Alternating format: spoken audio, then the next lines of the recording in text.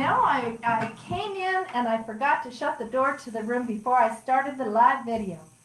So I truly apologize for that little weird intro. Hi everyone. I am so excited to be here, and I've got a special surprise for you. We're going to have an interactive kind of a really cool talk today. One of the things that really was brought to me this week was how our words affect others. And the reason is because that so many people, when we work at doing conversations, we don't realize that our heart chakra is really involved. And since we're trying to move from the third, which has to do with our adrenals, fight or flight, and fear factor, into the universal love, we're really struggling with how that looks. And now, I'm kind of set up awkward today, and we're going to bring Donna on, literally on, so that you can see how this works, because when I was driving this morning, somebody blew past me, and then they cut me off, and they slammed on my brakes, and my heart went to racing, and I thought, oh, okay, this is what I'm supposed to talk about today. Our words are action-packed with affecting other people. So, to that end, I'm going to move the camera while Donna gets on the table, because we are doing a fast shuffle here. She's going to have her mask on, and I'm going to get ready to put my mask on because she's stepping in closer. We're moving around. I thank you for your bearing with us. Okay, now, what you're going to get to see is how the heart is affected by our actions. And you know what? I think I forgot my pendulum. Oh, it's right here. I did. Let me get my mask on. Now, Donna, do you trust me? I do. How long have we known each other? A couple of years. Okay, it's been longer than that. I don't know. Okay, so we've known each other. I'm going to adjust the camera a little so that you guys can get a little closer view. So bear with me. I hope that. Okay. So Donna and I have known each other. We've been working together for about 5 years. Wow. I know. Surprise! Time goes when you're having fun. And what I'm trying to say here is that we build up a relationship. And our words, when we talk to each other, can affect each other. Now I'm going to show you her heart chakra is flowing in the open flow, positive flow. When dealing with chakras, I don't like dealing with words closed, open. I like positive and negative, because even if it's closed, there's still a flow to it, and there's a personality trait that goes along with it. So, Donna, I'm going to move so I can do this where people know I'm not moving my hand. I want you to think of your husband. Just lay there and think about Bob. Now I want you to imagine that you and Bob are in the car. And you're driving, you're going to go on vacation. Look at how big her heart chakra flows when she thinks about Bob. Boy, she must love him. Somebody comes up, they pull in front of you and slammed on your brakes, and you rear-ended them. Just the thought shut her down. Just the thought threw her in, because she didn't even have to worry about thinking what her body was doing, what may have happened to Bob. She just knew that they were in an accident. But everything's fine, because it was just a scratch on the bumper. Now go back to relaxing. Everything is fine. So when we talk to people, when we have to do our bit about being in our integrity, we have to really honor what our actions are doing to other people. That means whether we're driving, whether we're in the car, or whether we're just talking. So I'm going to show you what words happen just when you're talking to somebody. Donna, did you know I think you're one of the most fantastic people I know? But I think you have a brown toenail. Do you see what happens? Just the mere thought of something negative. So when somebody is telling you they're going to balance your chakras for you, just the mere thought of having a brown toe, I mean, seriously, how does that affect somebody? Just a brown toe. But, you know, that was because you spilt paint on it in your new home that you were building with Bob. Oh, we're back to being open. We're back to being positive flow. Look at that. She's happy with Bob again. So when we say things, and I'm going to use this word, I just letting you know these words really do matter. Damn it. Well, now I said that was some energetic force and it slowed her down, but it didn't close her off. But let's say somebody's just joking with you and they say to you, Donna, would you kindly go fuck yourself? You see what happens? Our words really do matter, and our energy matters. Now I want all of you, I'm not going to do it, I want all of you guys, and not Donna. Donna, I just want you to hang out. I want you to send Donna all the love that you possibly can. Sending her love and healing for that horrible thing that I just said to her. Even though it was said in kindness, there wasn't an angry tone. Do you see that even you can affect people from a distance? And we don't realize how important it is that we stand by our word. So let's say, Donna, I'm going to promise you that after Spirit Circle, I'm going to drive you down to your son next week. Oh, but wait a minute, I don't have time to do that, so I'm going to not do it for you. I haven't even gotten to next week, and it affects her. It affects all of us. Broken words, broken promises, and lack of integrity hurt other people. And this is what I mean by trying to grow spiritually. Okay, so we're going to let Donna off the hook here, and I'm going to move the table so she can, or the camera so she can get off. Okay, we're back to visiting with me, even though I'm kind of at an angle. And I'm going to readjust the thing, and I'm going to take my mask off because she's going to be sitting far enough away from me. So she can breathe, I can breathe, and I just dropped everything. Hang on. We got this. Thank you for not hanging up. It's a nice visual. People ask me a lot of times why I do this work and how I got started and why I'm so regimented. I was trained when I was 15 by a waitress to wait tables. My gosh, that woman was tough. Oh my goodness. She didn't cut slack for anything.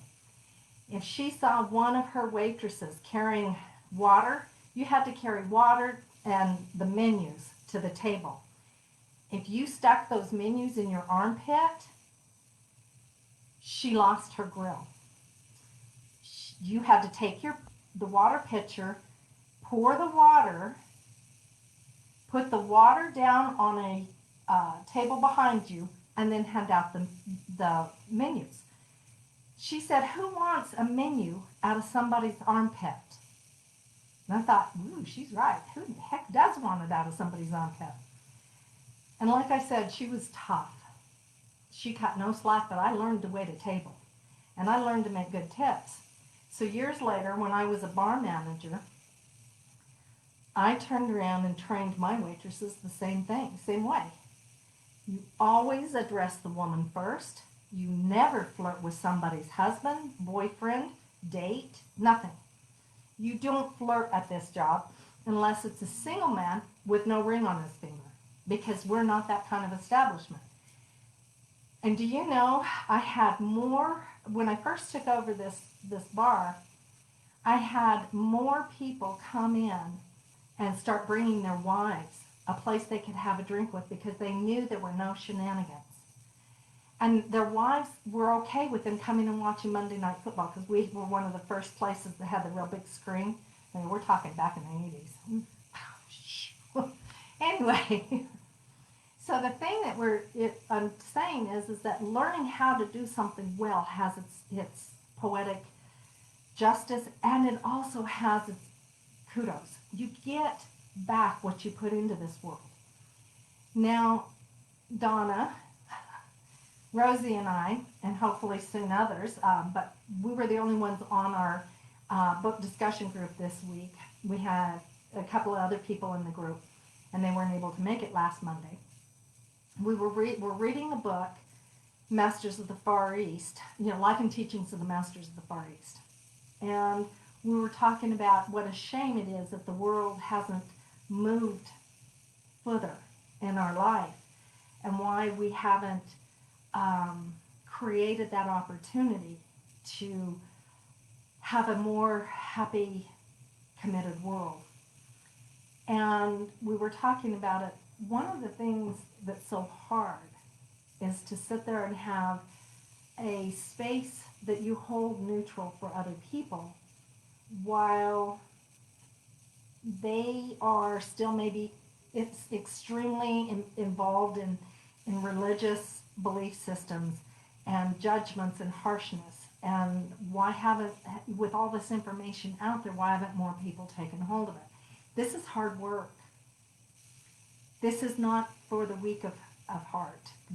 You have to make a commitment to yourself. You have to stand for yourself. Because when you do your work for yourself, then you have that opportunity to expand it to include others.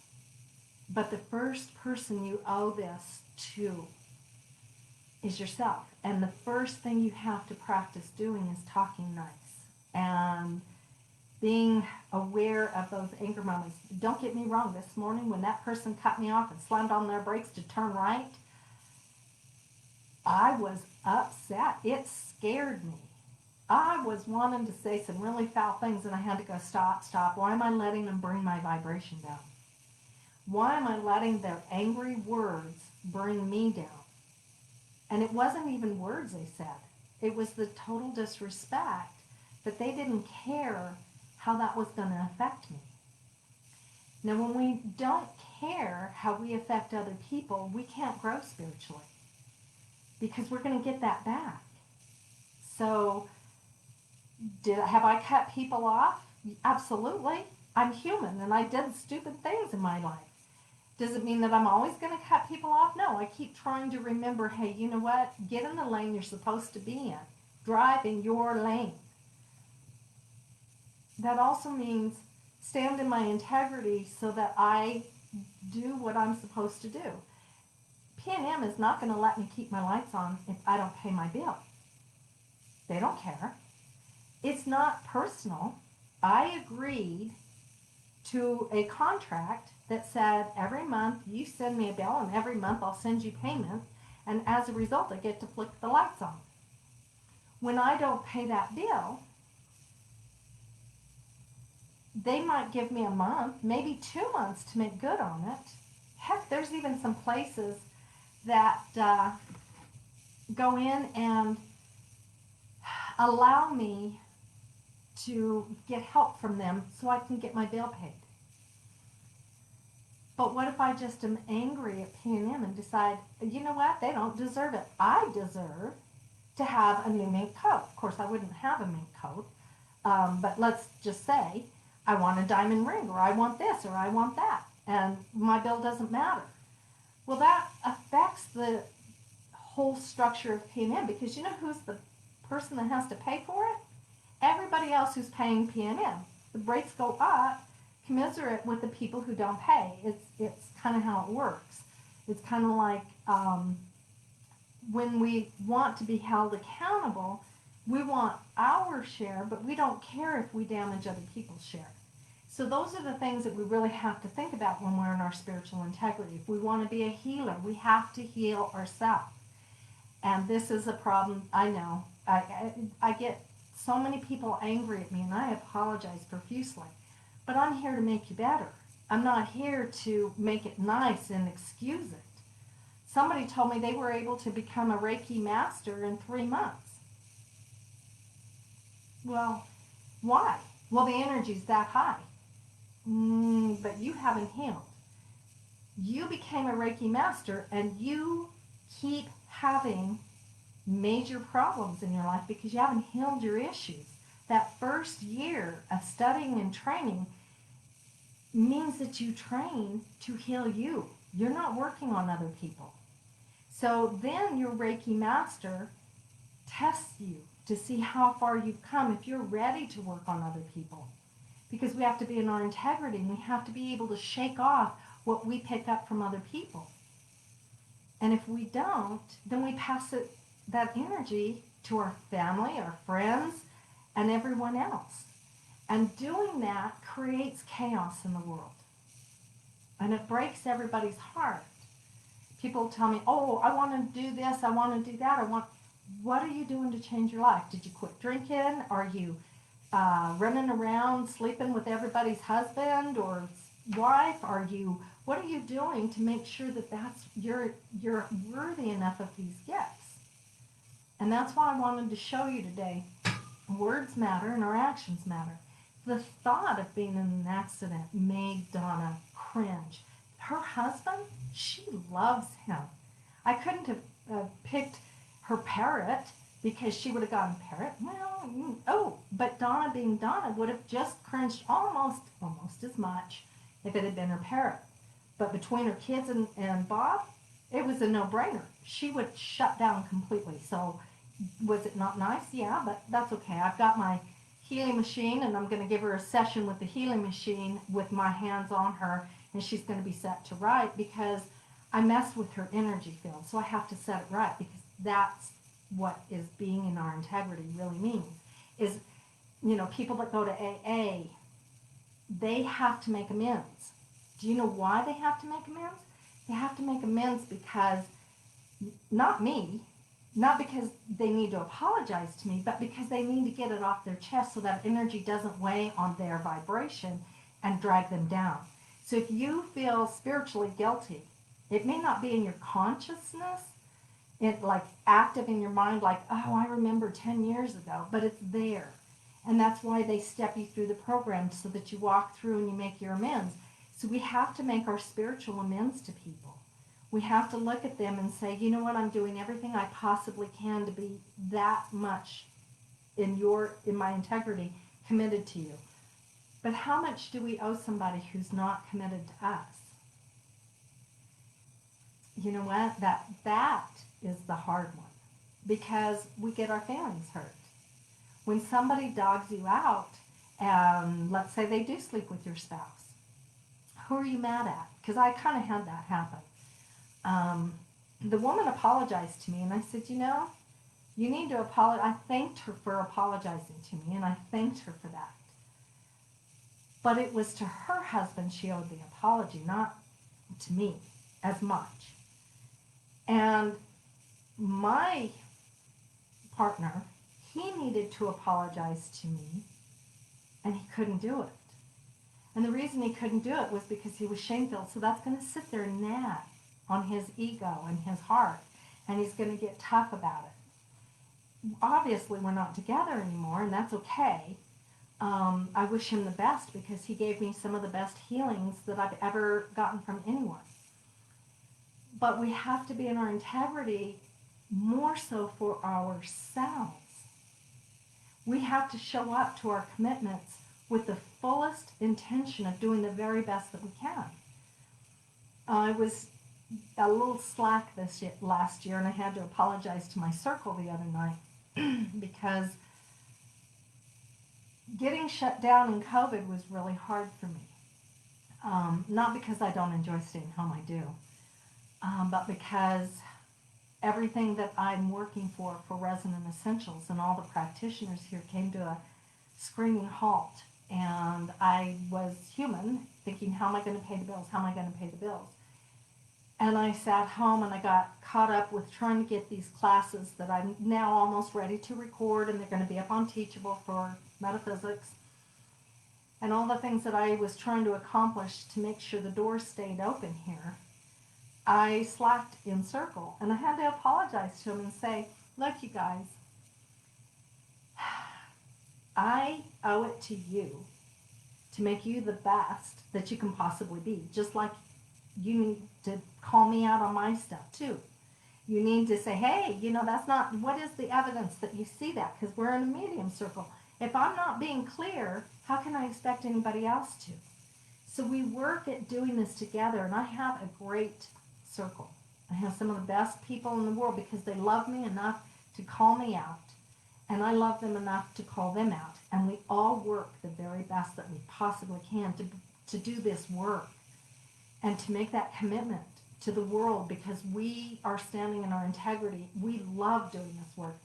But if we don't practice, if we don't work at working it, we're not going to do you any good. So think about this. Think about what it is that you want to accomplish and go for it. If you need some cheerleaders in your background, we've got tons of practitioners that are cheerleading everybody. We're here for you. Resonant Essentials is an open door. We have our Spirit Circle the second and fourth Saturday of every month. Donna and I work hard at trying to figure out fun and cool ways of doing things.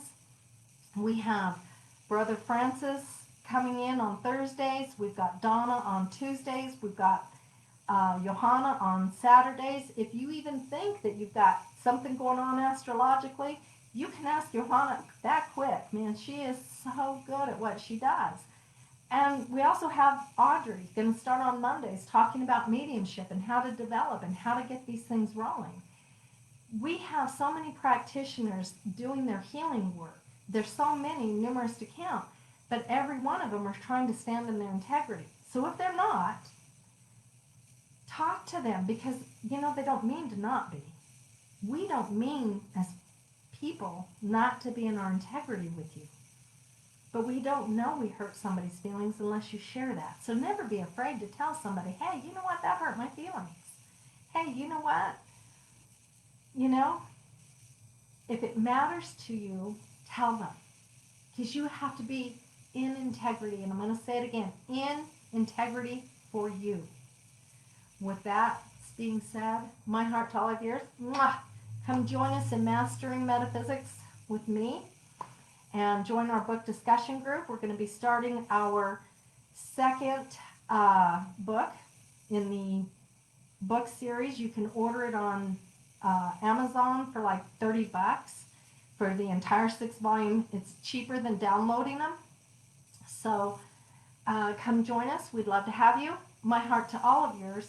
I hope I gave you something to think about today. You have a wonderful day, and talk to you soon. Bye.